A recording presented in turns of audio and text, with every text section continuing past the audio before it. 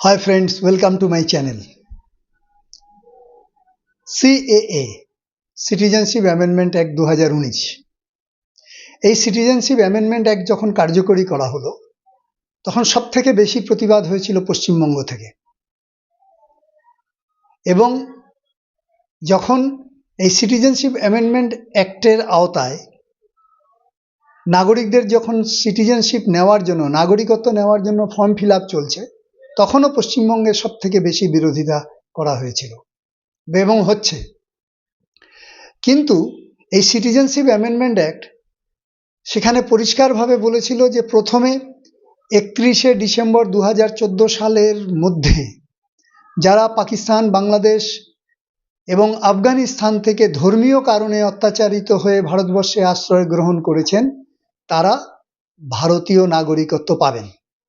সম্প্রতি ভারতের স্বরাষ্ট্রমন্ত্রক একটি নোটিফিকেশনের মাধ্যমে সেই সময়সীমা আরো বর্ধিত করেছে, অর্থাৎ কাট অফ ডেট সেটাকে আরো বাড়িয়ে দিয়েছে।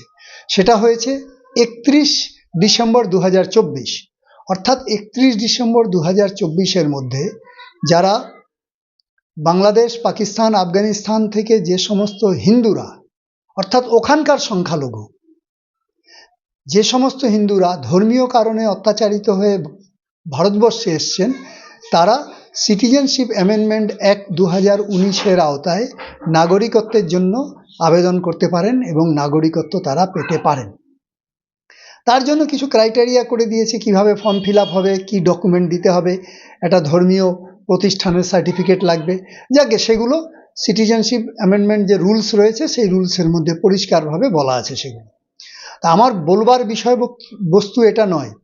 আমার বলবার বিষয়বস্তু হলো যে শুরুতে কোন আইন ছিল, সিটিজেনশিপ অ্যাক্ট 1955। এই আইনে কি বলা ছিল? এই আইনে সেকশন 5-এ পরিষ্কারভাবে বলা আছে, যারা ভারতবর্ষের মধ্যে অবৈধভাবে অনুপ্রবেশ করেছেন, অর্থাৎ ভ্যালিড পাসপোর্ট ছাড়া, ভ্যালিড ভিসা ছাড়া বা অন্য কোনোভাবে ভারতবর্ষে প্রবেশ করে ভারতবর্ষে বসবাস করছেন, অথচ এখানে voter card, pan card, ration card, সম্প্রতি আধার কার্ড এই সমস্ত তৈরি করে রেখেছেন, তারা কি ভারতের নাগরিক বলে বিবেচিত হবেন?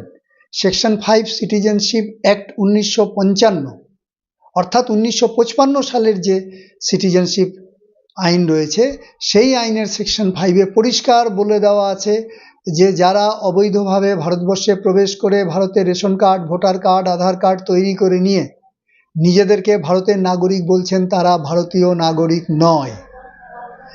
সেই সিটিজেনশিপ অ্যাক্ট 1955-এ কিভাবে নাগরিক হবে সেই বিষয়গুলো তুলে ধরা আছে।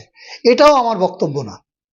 আমার যেটা বক্তব্য, যে যারা পশ্চিমবঙ্গের মাটিতে দাঁড়িয়ে সিটিজেনশিপ অ্যামেন্ডমেন্ট অ্যাক্টের বিরোধিতা করলেন, যে সমস্ত হিন্দুরা কোনো রাজনৈতিক দলের ছত্রছায়ায় গিয়ে সিটিজেনশিপ অ্যামেন্ডমেন্ট অ্যাক্ট 2019 সালে বিরোধিতা করলেন, আমার বক্তব্যটা তাদের প্রতি।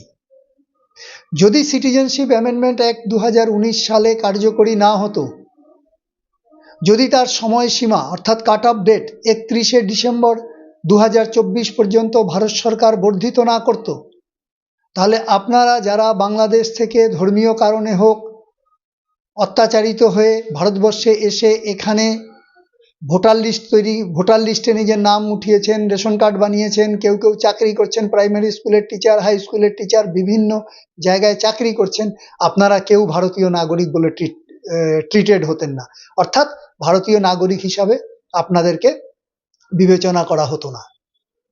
তাহলে কি হতো? যদি ভারত সরকার 2019 সালে সিটিজেনশিপ অ্যামেন্ডমেন্ট অ্যাক্ট না করত এবং সিটিজেনশিপ অ্যাক্ট 1955 অনুযায়ী যদি ব্যবস্থা গ্রহণ করত, তাহলে আপনারা সবাই 14 ফরেনার্স অ্যাক্টে, অর্থাৎ বিদেশি আইনের 14 নম্বর ধারায় আপনারা জেলের ভেতরে থাকতেন, এবং যারা ভারতের মাটিতে আপনাদেরকে আশ্রয় দিয়েছিলেন তারাও 14A ধারায় জেলের ভেতরে থাকতেন। তো যে সমস্ত হিন্দুরা বাংলাদেশ, আফগানিস্তান এবং পাকিস্তানে যারা সংখ্যালঘু অর্থাৎ হিন্দুরা ধর্মীয় কারণে অত্যাচারিত হয়ে ভারতবর্ষে এসে ভারতবর্ষে বসবাস করছেন, অবৈধভাবে এসে উইদাউট ভ্যালিড পাসপোর্টে এসে, এবং এখানে এসে নাগরিকত্বের জন্য ভোটার আই কার্ড তৈরি করেছেন, আধার কার্ড তৈরি করেছেন, রেশন কার্ড তৈরি করেছেন, কেউ কেউ চাকরি বাকরি করছে, কেউ কেউ প্রাইমারি স্কুল টিচার হয়েছেন, তারা সবাই অবৈধ নাগরিক বলে বিবেচিত হতেন এবং আপনাদের স্থান থাকতো জেলখানায়। কাজেই বিশেষ কোনো নেতা নেত্রীর কথায় রাস্তায় নামার আগে আপনারা ভাবুন যে ভারত সরকার সিটিজেনশিপ অ্যামেন্ডমেন্ট অ্যাক্ট 2019 কার্যকরী করে আপনাদের বাঁচিয়ে দিয়েছে। অর্থাৎ পাকিস্তান, বাংলাদেশ, আফগানিস্তান থেকে যে সমস্ত হিন্দুরা বিতাড়িত হয়ে ধর্মীয় কারণে অত্যাচারিত হয়ে ভিটেমাটি ছাড়া হয়ে ভারতবর্ষে এসে বসবাস করছেন, আপনাদের নাগরিকত্ব নেওয়ার জন্য একটা রাস্তা খোলা আছে। যে রাস্তাটা সিটিজেনশিপ অ্যাক্ট যেটা 1955-তে বলা আছে, মানে মূল আইন যেটা আমাদের ছিল, সেই আইনে কিন্তু আপনাদের এখানে বসবাস করতে আপনারা পারবেন না সেই আইন অনুযায়ী। শুধু তাই নয়, 71 সালে যখন ভারত পাকিস্তান যুদ্ধ হলো, বাংলাদেশ যখন গঠন হলো, সেই সময়ে যারা এসে ভারতবর্ষের শরণার্থী ক্যাম্পে ছিলেন, সেই সময়ে কিছু সার্টিফিকেট ইস্যু করা হয়েছিল, নাগরিকত্ব সার্টিফিকেট, তারা একমাত্র ভারতবর্ষে থাকতে পারতেন। বাকি 71-এর পরে যারা অবৈধভাবে এসছেন, পাসপোর্ট ছাড়া এসছেন বা পাসপোর্ট নিয়ে এসছেন, ভিসা নিয়ে এসছেন, এখানে বসবাস করে গেছেন, সে সমস্ত হিন্দুরা এখানে বসবাস করতে পারতেন না। কাজেই বাংলাদেশ, পাকিস্তান এবং আফগানিস্তানের সংখ্যালঘু অর্থাৎ হিন্দুরা যারা অত্যাচারিত হয়ে ভারতবর্ষে এসে বসবাস করছেন, রেশন কার্ড, ভোটার কার্ড, আধার কার্ড তৈরি করেছেন, তাদের ক্ষেত্রে চাকরি করছেন, এই সিটিজেনশিপ অ্যামেন্ডমেন্ট অ্যাক্ট 2019 হলো ব্রহ্মাস্ত্র। সেই আইনের আড়ালে দাঁড়িয়ে আপনারা নাগরিকত্বের জন্য আবেদন করে নাগরিকত্বর সার্টিফিকেট আপনারা পেতে পারেন এবং ভারতবর্ষের নাগরিক হিসাবে গণ্য হতে পারেন। কাজেই অন্ধভাবে কোনো সরকারের বিরোধিতা করলে হবে না। ভারত সরকার আপনাদের বাঁচিয়ে দিল। বিশেষ করে পশ্চিমবঙ্গের মাটিতে তো ভুরি ভুরি এরকম হিন্দু পাবেন যারা আফগানিস্তান, বাংলাদেশ এবং পাকিস্তান থেকে অত্যাচারিত হয়ে এসছেন। শুধু তাই নয়, যারা শিখ আছেন, জৈন আছেন, পার্সি আছেন, খ্রিস্টান আছেন, তারা যদি বাংলাদেশ, পাকিস্তান এবং আফগানিস্তান থেকে অত্যাচারিত হয়ে ভারতবর্ষে এসে বসবাস করছেন, তারাও সিটিজেনশিপ অ্যামেন্ডমেন্ট অ্যাক্ট 2019 অনুযায়ী আপনারাও আবেদন করতে পারবেন এবং ভারতের নাগরিক হতে পারবেন। কাজেই ভারত সরকারকে ধন্যবাদ দেওয়া উচিত যে আপনাদেরকে সেভ করে দিল। কাজেই অন্য কোনো নেতা নেত্রীর কথায় রাস্তার মধ্যে মিছিল করার আগে 10 বার ভাববেন, কারণ যদি সিটিজেনশিপ অ্যাক্ট 1955 কার্যকরী থাকতো তাহলে আপনাদের স্থান হতো জেলে।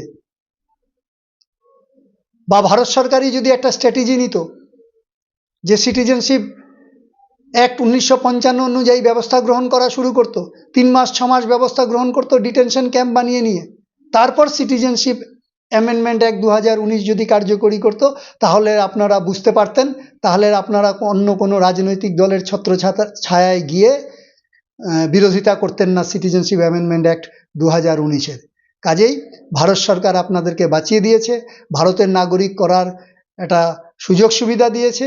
সেই ভারতের নাগরিক আপনারা হয়ে আনন্দে ভারতবর্ষে থাকুন এবং আপনাদের মধ্যে যেন দেশাত্মবোধ, রাষ্ট্রবোধ জেগে ওঠে এবং রাষ্ট্রের মঙ্গলার্থে কাজ করুন এবং দেশ যেন এগিয়ে যায় তার জন্য সর্বতোরকম প্রয়াস চালান।